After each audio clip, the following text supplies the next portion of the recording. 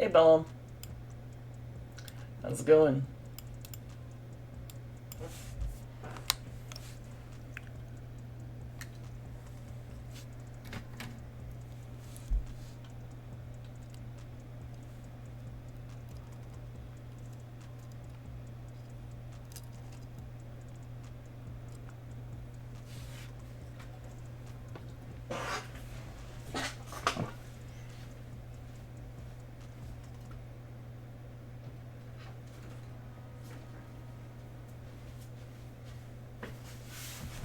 I'm doing pretty good. Um, Today was the last day of this project that I've been working on for like the past 2 weeks. And yeah, I am. And I pulled an all-nighter to finish this last night. And I am very sleep deprived right now. There's nothing new though. I finished up the rest of the stuff. So, I'll showcase it a little bit later in the stream.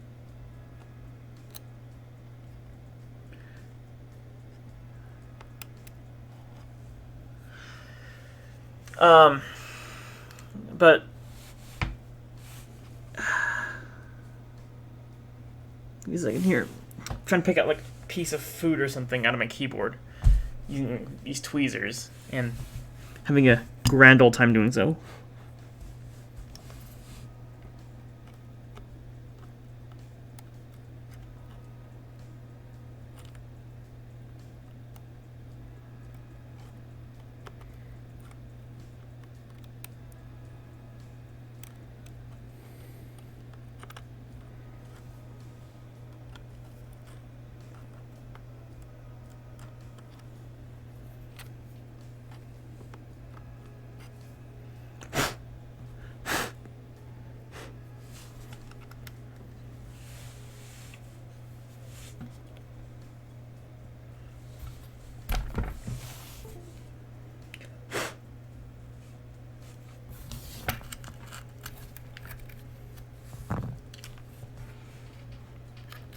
All right.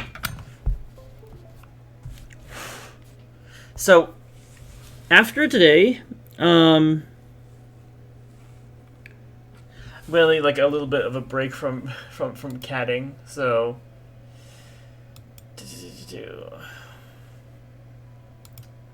oh hello, hi Escabite.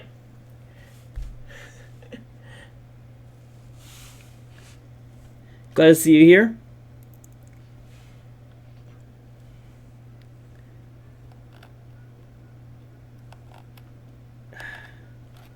You know what? Whatever. I'll pick that later. Are we around to pass out? Honestly, same. Which for me, it's not going to be long. Alright. So, I'm going to do the real now. Keyboard cleaning stream. I just did a keyboard cleaning with Dynasty like a couple of weeks ago. And now my keyboard's dirty again. I can see the dust particles inside of the keyboard. When can a keyboard not be dusty? I wonder. Alright, so as long as Bellum's here, I can display this, right? I think after this I'll be doing some PCB design, and then going into next week, and then working on the drone, because I need to spruce up the drone in order to prepare for the first week of school. Yeah, that's what I need to do. I need to rewire that thing, and like not flying it indoors. Will you be learning KiCad yet? Not yet, Bellum. Not yet. I'll still be using Alt-TM until I can't anymore, which is like next year. I had some people tell me like not to graduate next year and to stay another year at college, which is pretty funny. So I graduate in spring 2023, but that's technically only third year at college. So the Bald Engineer said the KiCad 7 beta is looking awesome. Ooh, very nice. Maybe I'll switch to that when that happens. I'm gonna turn the music off for a second while I'm talking. Um, I am gonna have to learn that anyways, or eventually, due to the fact that I can't use Ultium anymore after I graduate. Anyways, I also tell me today, one of my professors told me to not graduate in 3 years, or at least was surprised I was graduating in 3 years and not 4 years. Um, and I'm graduating spring 2023. I think all my classes will be done during then. That would be my third year of college, in which my fourth year would extend into spring 2024. Which I'm going to take that fourth year off, save a couple $1,000s, and use that money to do projects instead. So I might take a gap year. I might just go straight to masters. I don't know. He doesn't want to leave you. I'm definitely gonna miss all the projects though. Oh, the interesting part of it is that next year I'm gonna be charged so many things. So I still have to deal with a lot of club stuff. I get to make your own projects. Yes, I finally get to work on my own projects. That'll be nice, and hopefully I get renewed for both my current job, and then also if the clubs decide to renew my services, because I'm starting my own legal business now. Apparently, it's legal that I do this, which will be selling the services such as the Blinky Learner kits and so on. I wonder if this stream will be like ripped off and taken to YouTube, because I feel like all the streams in which I just like talk eventually get stolen. Those videos are still out there, by the way. Yeah, so I gotta take advantage of like project funding too. Hopefully, I'll have a great year next year. Some of the classes are gonna be actually. I don't think I have any more difficult classes anymore. All the difficult classes are basically done. The rest should be easy, and they can focus on the drone project, which is one of them, and then also the Hyperloop one. I have to work on that over the weekend because school is starting, and I have not touched that for the entire summer. Might have to work on that next week as well. I think I have to write some code to make our pod do cool things, because we have our first club fair next Friday. So yeah, that's that. I also need to redesign some PCBs for this project, and also for the macro board, and also for RF moduli and Ardupot and all those fun things. Loopity loop. Yep, loop-de loop. I think it'll be fun though. It'll be a fun year. Hopefully it won't be as stressful. I know that I don't actually get a break, because I told myself I would get a break, and I got like a 2-day break, and then I went right into this project. I've been working on this almost like 16 hours a day, almost. So that's fun. Okay. I'm going to reveal it now. 15 minutes into the stream. That's enough waiting for me. You never get a break. I'll get a break during winter. Maybe. Who knows? We'll see. Alright, here we go. So, you can already probably see what it looks like because the preview is on the side there. But here is the complete battery vending machine. It looks like a mess, I know. But bear with me here. Let me show you some rendered pictures of this thing. I spent absolutely forever last night making this. Here's a rendered picture of it. Quality's a little bit trash. In all its glory, battery vending machine. It is shiny. I know, right? Gold, rendered gold. The Fusion rendered gold is actually very shiny, and also our blue color of the pillar in the middle is also very cool. But this is it. This is By the way, we haven't assembled this.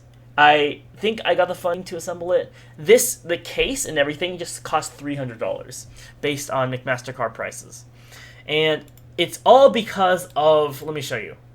It's all because of the 300 screws that you need to put together the bottom piece. Every single dot you see there is a screw. Can you explain what it is and why? Yes, Mana Cabana. This is the battery vending machine. So, you can see here there's 8 batteries located on a ring and a rotating platform. And I'm going to go ahead and grab the video so I can play it while I'm explaining, because it'll make a little bit more sense. So, as a part of the Banshee UAV drone project, we work with drones mainly. Every drone flight test is constrained to around, let's say, 20 minutes. And I can also grab this as a prompt. Given this talk a couple times so I know what I'm doing. Probably. Maybe. So this is a 4S lithium polymer battery. And these LiPo batteries are great, right? They have really high discharge. They get like 16.8 volts out of them. For drones, they last approximately 20 minutes. After 20 minutes, they just kind of die off, and it's not great to use anymore. These LiPo batteries have kind of a threshold. 16.8 is the full nominal voltage. You can use it until around 12 volts, and then below 12 volts is the danger zone for these LiPo batteries. You never want it below 12 volts. So we have a lot of these, as you can see by the figure. Like every single one of these golden things that are slotted into here is a battery. When we're using batteries for the drone project, as you can see, we do a lot of drone endurance tests, because the primary goal of my other project is to make sure that drones can fly for as long as possible, which is lengthening the endurance of a drone power system, or also making sure that the drone can do long-haul flights. So in that project, we built what's called a ground control station, basically a platform that the drone can land on, and that platform will have things like induction charging to keep the drone alive. It will have a robotic arm to repair and replace the battery on the drone, basically like a ground pit stop, except for that it's fully autonomous. There's like no human interaction with this thing, right? So fully autonomous ground station, and now we put this thing on it, which is a battery vending machine, a rotating battery chamber, if you will. A rotating battery chamber that kind of looks like this. It allows the robotic arm to pick and choose from it which battery it wants, depending on the AR tag that is being shown in the front of the battery chamber, which is right here. And so the point of this device is to allow batteries to be stored. Now each battery is slotted into one of these chambers right here. In the back of the chamber is kind of like a male protrusion, so like a male component sticking out of the back. The battery chassis itself has a female connector at the end. So literally all you do is you put this together. You smash it together, and it works. I'm going to loop this video so we can see what's going on. But the point of this is to give the robotic arm easy access to slot a battery into place, which is useful because I don't know if you've ever like put together one of these battery connectors before. Inside this battery connector is an XT60 connector, and to connect a male XT60 connector to a female XT60 connector, you need quite a lot of force. And this quite a lot of force and accuracy is not something that the robotic arm is good at. Robotic arm is pretty clumsy, if you will, at small things. We don't have like a very expensive one yet. So what we did is we made this kind of structure. Each of these battery chassis has a main chamber for the battery. It has a small little mapping chamber right here where the wires and the electronics will go. And then it has a stencil and a safety net in the back. So the back compartment contains of 2 compartments, one being a very thin little piece and one being a thicker piece. The thin piece is conductive, which means that there's conductive paint on the inside. There's no conductive paint on the outside. You know, it's because safety, right? We don't want people sticking their fingers inside and then like shocking themselves, because these LiPo batteries are really dangerous. Like when I was testing the BMS portion of this project, I shorted one of these things and caused a fireball. And having a fireball very close to your desk, very close to your computer while you're working is not very fun. So that's what it is, you know. Female end goes to the male end. In this side, this battery chamber, you have this slotted piece and then a back chamber for electronics, data line comes out, power line comes out, and then you have established a really easy connection. It's really easy to put this thing in, by the way, that the robotic arm can do by itself. So these are really big connections compared to the XT16 GSTs. So it's a really good solution for connection. So we've solved connection, but now what is this thing actually for? As I said before, there is a data line and a power line attached to the battery chamber. I always get those two mixed up. This internal piece is called a chassis. This bigger piece is called a chamber. And so in the battery chamber is a power line and a data line. The point of this device is to store the batteries, charge them if they're needed. Obviously, don't charge them if they're not needed. Perform all the regular tasks of a BMS. So a typical battery management system comes in the form of like a PCB. It taps into all 4 cells of the battery. It does a little bit of balance charging. It does a little bit of full charging. It does a little bit of, protection from like overvoltage, overcurrent, short circuit. It's a very nice little device, right? And if we're gonna have this thing as kind of like our optimal storage device, then we're gonna have to have some way to charge it. That's what the power line is for. The data line is for getting all the other information. Now, as I said before, attempted protection, yes. I mean, I say attempted protection in a lot of that. This design here is actually meant to protect the battery from expansion. When you use a LiPo battery for a long period of time, it will eventually expand and blow up. That's the end of its life cycle. It's very gruesome, right? So these top and bottom pieces are designed to expand and break off if that should happen, which allows the battery to, save itself. Because if you, as Kandarsa said before, if you compress the battery too much, it'll explode, right? And same for here. These top 2 pieces are like really fragile. If I put too much force on them, it'll break. So it's not enough force to where it'll break mid-air, but enough to provide it as a good safety measure. I think it doesn't take long to break this. Anyways, attempted protection. So dual feature, you have power that's flowing into this device, and you also have data that's also flowing into this device, or flowing out of the device, actually. So as we said before, we have a lot of these batteries inside our storage machine, and we need to know exactly the information that the battery has at all times. So how much voltage is in each cell, what the charge is, what the temperature is, what the internal resistance is, et cetera, right? So these batteries are great if we know that information, because we can tell the health of the battery and see if the battery can be used for another run or if we have to throw it away in the garbage, right? So that's great. That's exactly what this is used for. The AR tags are just to monitor each cell. It's kind of like a cell in a prison or a room in a hotel. Each cell comes with an AR tag identifying what it is. This data gets ported to a Raspberry Pi. Raspberry Pi reads it, puts it to a server, puts it in a database, puts it to a UI. End user can see it. End user can see what battery they're doing. Drone can get their battery replaced. All is well. All is good. Right? I think we've seen enough of this battery arc video now. Let me show you guys the other part of it. So I've also made the battery shell. Guess somebody made a lot of this on stream, actually. This is the regular battery chamber. I made an animation for this too. It took absolutely forever. And basically what you see here is that you have two little arms on the side here. These are like arms that perfectly fit the battery chamber. And the purpose of this is to constrain... Oh, I made it have wheels. Oh, hold on. Put it on loop.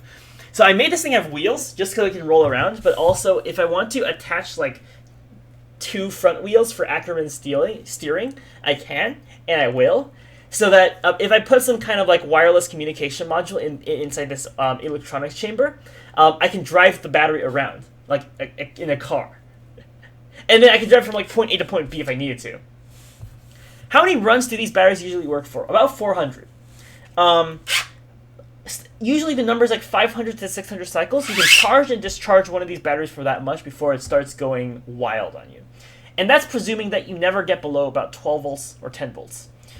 You see, the charge cycle of one of these Forest LiPo batteries is, when you charge it there are two stages, right? The first stage is with constant current, and the second stage is with constant voltage. Constant current is when the voltage will go up very, very fast, right? Go from like 12 volts to like 15 volts. And then when you charge it using constant voltage, that voltage is it increases very small. Very little. Very little increase. There's a very little of a differentiation between one time period and the other time period. Constant voltage usually takes the longest time. The common misconception of these LiPo batteries is that you just plug and chug. Right? You plug it into the power source, it charges itself, all else well. That won't work, because these LiPo batteries are basically 4 smaller LiPo batteries connected in series. It's kind of like saying, if I had 4 of these small 1S LiPo batteries connected in series, that's what this pack is. So if you go ahead and just plug it into like a normal wall outlet, first of all, don't do that, it'll explode. Second of all, it won't work. Third of all, you need some kind of like balance charger, because the way that these things drain out is not what you may expect. When you use the 4S LiPo battery and you just plug in this main XT60 connector, the voltage will drain out of each cell one by one. It'll drain out of each cell, the first cell, and then the second cell, and then the third cell, and then the fourth cell, like one by one. And this is not optimal, because this LiPo battery likes things being even. Like, if each cell drains out evenly, then it would rather have that than one at a time. Because cell death occurs. Not human cell death, but LiPo battery cell death. Like, if one cell goes below about 10 volts, that's danger zone for the battery. That's danger zone for the cell. Because if one cell gets destroyed, then you'll see like a very unusual expansion in one side of the battery. And you're going to go, I wonder if this battery still works. Because then you're running into the issue of, this might explode when I plug it in. And then if I plug into my drone, you're going to go, this drone might explode when I fly it in the air. So, usually you have something called a balance board, in which a balance board is going to be installed inside of this device here, in which it forces the drain of power from the battery to be even across all cells. That's great, because that's what we want, and you can also balance charging like that as well. So, great for that purpose. Anyway, I went too far off track. I was talking about these arms here. I was going to go ahead and use these solenoids. I ran out of time to do so, unfortunately, but it's a project for the fall semester. These arms are basically the same pattern as the side there. You can see that currently these arms are extended in the animation. When the battery is inserted, notice closely at what happens to the arms. So you can see the arms there expand because it's letting the battery in, but when the battery is in, you can see the arms closing in. So these arms are really important, because the battery, once it's inside, you don't want it to move, right? And this limits the battery's degrees of freedom, because once this solenoid arm is in, the battery can't be shaken out anymore. It's basically a pseudo-lock. And this doesn't need much force at all. So the idea is, the solenoid's default position, when it doesn't have power, there's going to be a spring on the top pushing it lightly into the frame. This battery, again, doesn't need much force to put it in. As long as this piece is pushed into the correct slot, the battery can't move. Like, and even if I like manhandle this, it's not moving. Let the battery be free. Yeah. So if I go ahead and just lift this outwards using a solenoid or some other similar solution, comes out like a charm. Right? Bam. Battery. So that's just my locking mechanism to prevent the battery from sliding out places. The previous design used big servo motors, I think. Maybe. Really big servo motors to screw a clamp into the middle, and I just didn't like that, so I redesigned it. I'm going to go back to the other animation here. So, anyways, there's a billion screws inside the real battery chamber.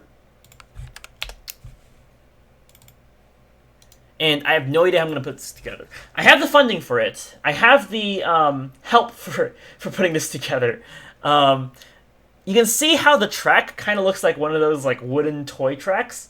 Why so many screws? Good question. To hold everything together, of course. But also, this thing is a really large thing. It's like about zero point 0.8 meters in diameter. And there's a lot of individual components. So this thing is completely 3D printable. When you manufacture this, everything can print on a 3D printer. If you screw half of them and believe hard enough. I tried that once. That's goodbye, and it didn't go out well. So you can see here that everything has been designed to work on a 3D printer. Even though this thing is so large, I broke everything down into small pieces, and then also attach things using screws. So these legs over here are 3D printable. They are pretty large, actually. The size is deceiving.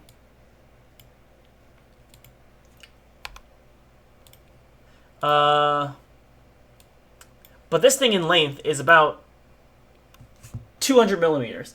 Your commercial Ender 3 Pro has a bed size about 220 to 270 millimeters. So basically this piece already takes up an entire 3D printer.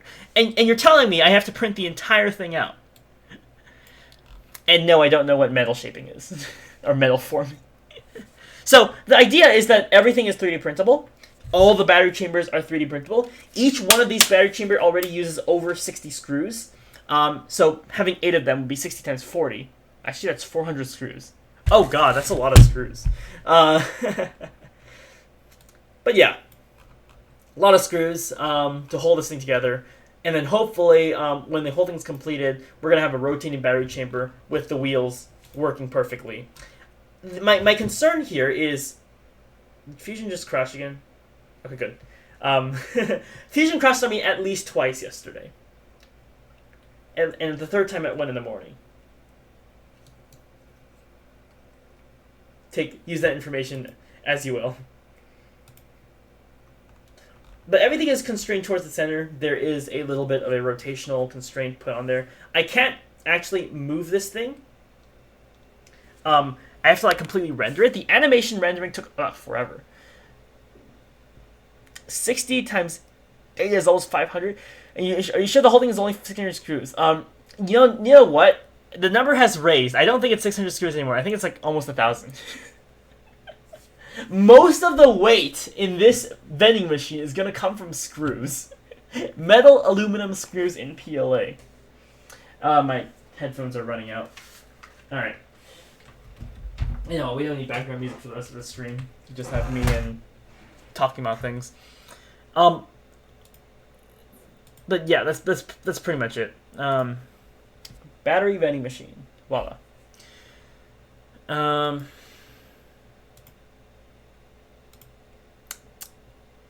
Okay. So, second thing I was going to do this stream is count the screws. I honestly don't know how many screws there are. When I was assembling the battery shells, I think NIOC assembled the battery chassis from... Oh my gosh, I just realized how loud that was. Each one of these battery shells, I have one of these drawings to instruct whoever's going to do this on what to do. One of these battery shells already has 18 screws, right? So if we count the screws, if one of these chambers has around, I don't even know how much this has, but it's a lot. Let's count them. So there's 6 on top. There are 1, 2, 3, 4, 5, 6, 7, 8, 9, 10, 11, 12, 13, 14, 15, 16, 17. There's 17 screws individually holding this back chamber together. There's 4 screws holding the top piece. So 6 plus 4 is 10 plus 17 is 20. 27. Okay, hold on. I'm actually going to count this right now. Because I gave a ballpark guess, and apparently that ballpark guess was very wrong.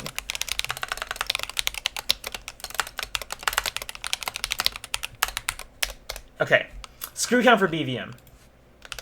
So, battery, chassis, there's 8 of these, right? So it's going to be, each battery chassis has a count of 18 screws. 18 screws, I believe. 1, 2, 3, 4, 5, 6, 7, 8, 9, 10, 11, 12.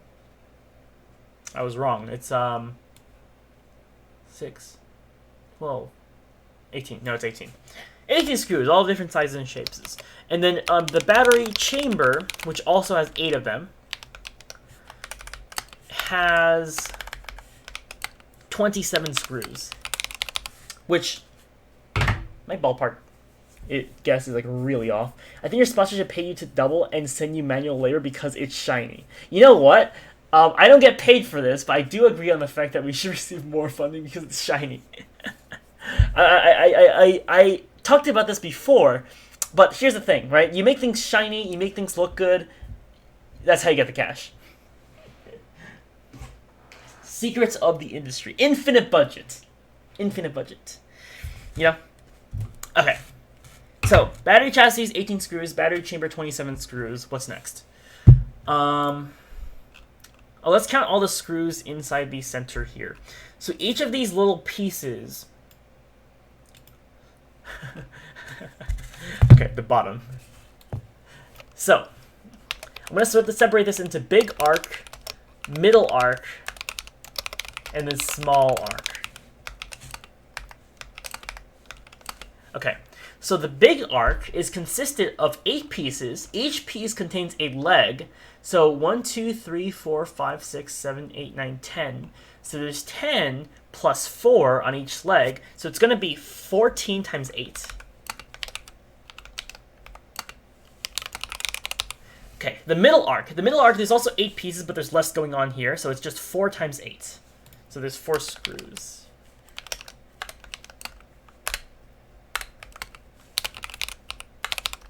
The small arc, there's 8 pieces, but this time there's a smaller leg. So this smaller leg has 6 screws, plus 4, it's 10 screws, times 8. That's already 80.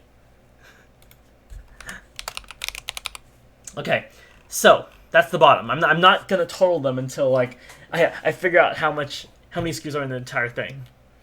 Okay, so we have the battery chassis, battery chamber, and then we have to take into account this back piece here. This back piece is our connector.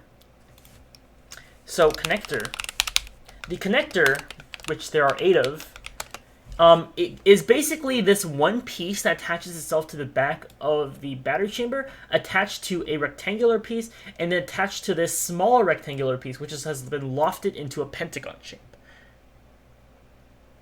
So, I know this piece here, which is the spacer, has 10 screws. There's 4 screws here, which is 14. 14 plus the 5 screws on the pentagon is 19. And there's 3 hidden screws on the back, which is 22. So each of these connectors needs 22 screws. And then in the center, there's a planetary gearbox, which thank goodness there's only 1 of. And so for the planetary gearbox, we need 8 screws for it. And then I think that's it. I don't think there's any other screws. These, by the way, are press fits. So they're press fit and screwed together. So double the fun, double the entertainment. Okay, let's total all these screws together. So, I'm gonna get a calculator out. That's 760. I had a calculator. Okay, 768 screws to assemble the entire thing. Thank you, Huskabite. Oh, I just realized you followed yesterday. I'm looking at my mini feed here. Well, thank you for the follow yesterday. I'm going to trust your word on that and say it's 768. Now, the aggregate price of 1 screw, if you buy it from McMaster Car, is approximately... most of these, by the way, most of these screws are going to be M3s. Actually, all of them are M3s. There are different variations of M3s. From the top of my head, I think there's M3 by 6mm, there's M3 by 8mm, there's M3 by 10mm, there's M3 by 12mm, there's M3 by 14mm. I had some weird numbers going into this, but, you know, from the guy who did a presentation on screws, you're not wrong there. I did do a lecture on screws once. And I think I also have M3 by 20s. So the average price for each of this screw from McMaster Car, each screw is about, I'm going to say it's about $10 for 100 screws, which means about 10 cents, right? So if it's 10 cents per screw, I'm being very generous here because I didn't account for shipping or anything, and I have 768 screws. That means just on screws alone, that will be 7,680 cents, which is going to be $76.80. I don't know why that took me a while. So almost less than $100 just on screws. Now, the fun part is figuring out how much PLA I need to print this entire thing. I'm just going to call this my resource management untitled notepad. So, I'm recording this as a VOD, so I'll know how much is in here anyways. 768 screws, so $76.80 just for screws. Which, to be honest, is fine. I spent more on screws before, and haven't been paid back for it, but I spent more on screws before. So, a lot per screws. Great. So now, how much PLA is going to be needed to print the entire thing? But that I don't know. That is going to take a bit longer. Now, luckily, I have easy PLA access from one of my PLA manufacturers. I have a deal with Hatchbox that gets me like pretty cheap PLA, so I'm not worried about that part. Worried about the part where it's going to take into account all the parts I'm going to print, because there are a lot of parts to print, and that's going to be the fun one. Seeing how to print all of these. I mean, to be honest, I already manufactured my battery chassis in the battery chamber, and it works.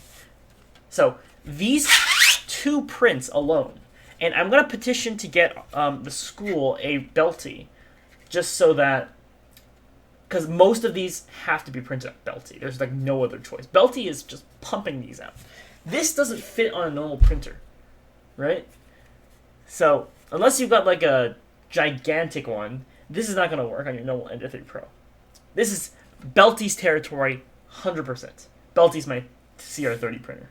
I have 2. I want to get 3. I don't know if the investment is worth it, though. But yeah. So each one of these takes about 1 to 2 days to print. So 8 of these would take, 2 weeks.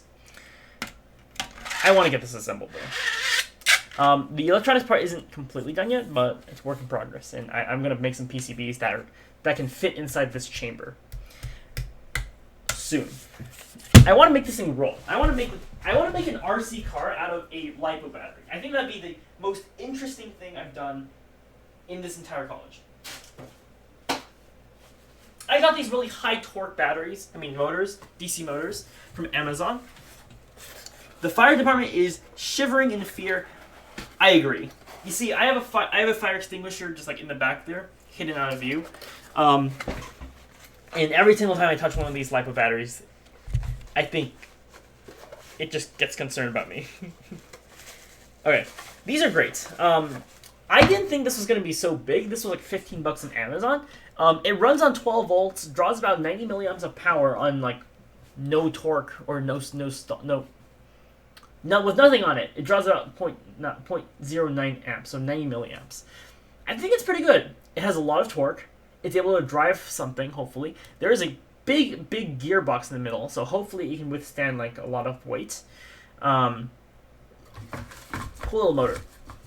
What I'm going to do is I'm going to strap this to the side of the battery with all the wheels on the bottom and 2 wheels driving it from the front. Then I'm just going to drive it around campus. And it's basically going to be a fun little battery delivery. The fun part is showing off your work to others. It's so much fun in person, by the way, because people just come up and they're like, "Oh, what's this?" You don't get the same satisfaction as like showing work off in Zoom. Maybe I should just use this as the final project for for robotics. I can repurpose this. I can, instead of putting a battery in, I can put you can store things inside, right? You should attach a GoPro to it. True. I need to add a camera mount. Thank you, Huskabai. I am going to I am going to do that. I'm going to add a You know what? I'm doing it right now. I am going to add a GoPro to the front of this, or like a camera mount at least, so that when it drives around, it can see things. I have this tiny little FPV camera system that transmits camera data using small little radio signals. And so I think this will be perfect for putting onto this kind of vehicle. Because it's going to be a lot of electronics stuffed in this tiny box back here. Okay, so here's the plan, right? Motors on the side, camera on the top, change this to an RC car, drive this around, spook the living daylights out of everyone.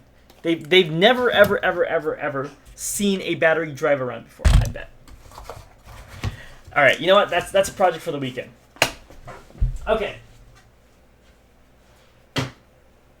I think I'm done showcasing this. I need to go to sleep. I haven't slept. I spent an all-nighter. I spent 2 all-nighters doing this, actually. My liver is crying for help.